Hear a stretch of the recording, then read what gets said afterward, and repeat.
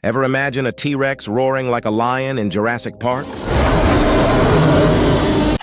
Think again. Scientists believe T-Rex might have sounded more like this. A bird chirp? Here's why. Unlike lions with vocal cords, T-Rex had a syrinx, a special organ in their throat similar to birds. The syrinx allows birds to chirp, sing, and squawk. So, a T-Rex roar might have been more like a chirp or a high-pitched honk. Subscribe for more mind-blowing facts.